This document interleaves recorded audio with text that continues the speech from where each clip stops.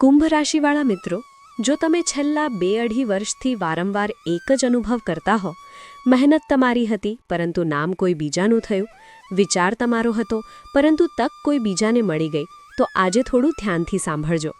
કારણ કે જીવનમાં અમુક સમય એવા હોય છે જ્યારે માણસને લાગે છે કે દુનિયા તેની વિરુદ્ધ ચાલી રહી છે. તમે જેટલું આગળ વધવા પ્રયત્ન કરો તેટલું કંઈક તમને પાછું ખેંચે છે. મહેનત છતાં પરિણામ મોડું આવે છે. લોકો તમારી ક્ષમતાને સમજતા નથી અને અંદરથી એક પ્રશ્ન ઊભો થાય છે, શું ખરેખર મારી કિસ્મત જ આવી છે? પરંતુ જ્યોતિષ અને સમયના ચક્રને સમજતા લોકો જાણે છે કે જીવનમાં દરેક તબક્કો એક સરખો નથી હોતો. ક્યારેક સમય પરીક્ષા લે છે અને ક્યારેક સમય પુરસ્કાર આપે છે. અને ઘણી વખત જ્યારે માણસને લાગે છે કે બધું અટકી ગયું છે, ત્યારે હકીકતમાં બ્રહ્માંડની અંદર એક મોટી તૈયારી ચાલી રહી હોય છે. અને કુંભ રાશિ માટે હાલનો સમય પણ કંઈક આવો જ સંકેત આપી રહ્યો છે. 10 માર્ચ 2026 પછીનો સમય કુંભ રાશિ માટે સામાન્ય સમય ગણાવી શકાય એવો નથી. આ ફક્ત કેલેન્ડરની એક તારીખ નથી. આ એક ક્ષણ છે જ્યારે ગ્રહોની ગોઠવણ એવી બની રહી છે કે લાંબા સમયથી અટકેલી પરિસ્થિતિઓ અચાનક ગતિ પકડવા લાગે છે. સમયનું પૈડું ધીમે ધીમે ફરતું રહે છે, પરંતુ જ્યોતિષમાં એવી કેટલીક ક્ષણો આવે છે જ્યારે ઘણા મોટા ગ્રહો એકસાથે એક દિશામાં સંકેત આપે છે. જ્યારે શનિ, ગુરુ, મંગળ અને રાહુ જેવી શક્તિશાળી ઉર્જાઓ એકસાથે કોઈ એક રાશિ સાથે જોડાય છે, ત્યારે તેને સામાન્ય ઘટના માનવામાં આવતી નથી. આ એ સમય હોય છે જ્યારે વ્યક્તિના જીવનમાં એક નવો અધ્યાય શરૂ થવાની શક્યતા ઊભી થાય છે. અને આ વખતે આ સંકેત કુંભ રાશિ તરફ આવી રહ્યો છે. હા, શક્ય છે કે છેલ્લા સમયગાળામાં તમે ઘણીવાર અંદરથી નિરાશા અનુભવી હોય. કદાચ તમને લાગ્યું હશે કે લોકો તમને પૂરતા પ્રમાણમાં સમજતા નથી. કદાચ તમારા વિચારોને ગંભીરતાથી લેવામાં આવ્યા નથી. કદાચ એવી ક્ષણો પણ આવી હશે જ્યારે તમને લાગ્યું હશે કે તમે ઘણું આપી રહ્યા છો, પરંતુ પાછું બહુ ઓછું મળી રહ્યું છે. પરંતુ જ્યોતિષ રીતે જોવામાં આવે તો છેલ્લા વર્ષો ખરેખર તમારી તૈયારીનો સમય હતો. આ સમય દરમિયાન જીવન તમને ધીરજ શીખવતું હતું, તમને શિસ્ત શીખવતું હતું, તમને સમજાવતું હતું કે લાંબા ગાળાની સફળતા માટે અંદરથી મજબૂત બનવું જરૂરી છે. અને હવે ધીમે ધીમે 4 મોટા મહાસંયોગ એક સાથે સક્રિય થવા જઈ રહ્યા છે. આ 4 ગ્રહોની શક્તિ 4 અલગ દિશાઓમાંથી તમને ટેકો આપવા તૈયાર થઈ રહી છે. જ્યારે આવી ગોઠવણ બને છે ત્યારે ઘણી વખત માણસના જીવનનું લેવલ જ બદલાઈ જાય છે. વિચારો બદલાય છે, તકો બદલાય છે અને લોકોનો નજરિયો પણ બદલાઈ જાય છે. પરંતુ અહીં એક મહત્વની વાત સમજવી ખૂબ જરૂરી છે. આ કોઈ અચાનક મળેલી લોટરી નથી. આ કોઈ ચમત્કારિક ઘટના નથી. આ તમારી વર્ષોથી કરેલી મહેનતનું પરિણામ છે. જે પ્રયત્નો તમે કર્યા છે, જે દિવસો તમે શાંતિથી કામ કરતા રહ્યા છો, જે તકલીફો તમે સહન કરી છે, તે બધાનો હિસાબ હવે ધીમે ધીમે ખુલવા જઈ રહ્યો છે. ચાલો હવે સમજીએ કે આ ઊર્જા ક્યાંથી આવી રહી છે. સૌથી પહેલાં વાત કરીએ દેવગુરુ બૃહસ્પતિની. જ્યોતિષમાં ગુરુને જ્ઞાન, વિસ્તરણ અને આશીર્વાદનો ગ્રહ માનવામાં આવે છે. જ્યાં ગુરુની દ્રષ્ટિ પડે ત્યાં વિકાસની શક્યતા ઊભી થાય છે. આ સમયે ગુરુ મિથુન રાશિમાં છે અને પોતાના જ નક્ષત્ર પુનર્વસુમાં સ્થિત છે.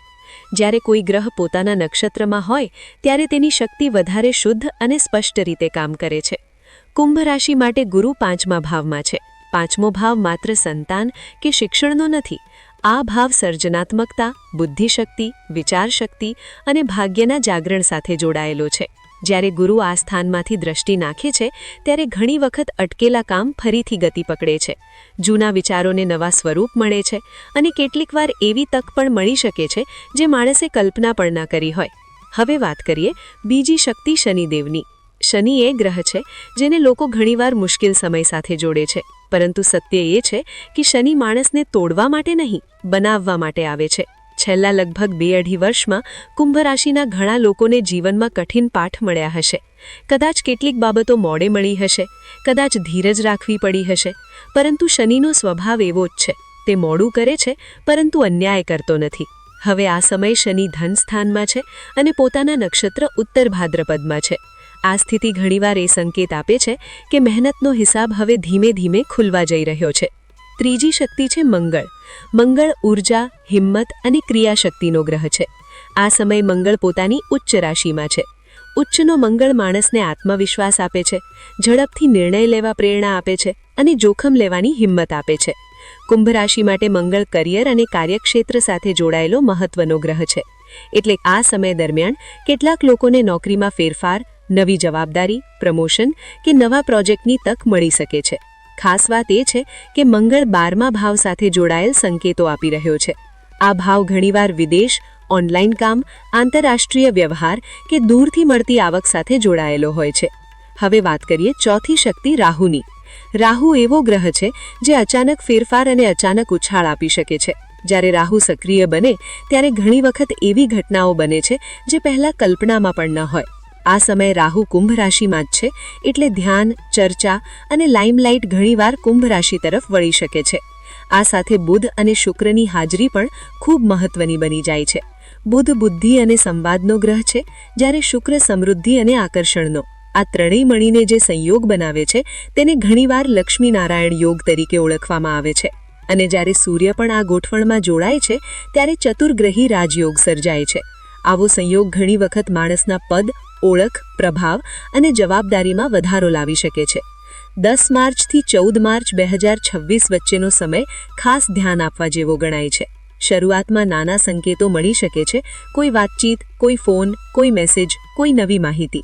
પછી ધીમે ધીમે પરિસ્થિતિ વધુ સ્પષ્ટ બનવા લાગે છે.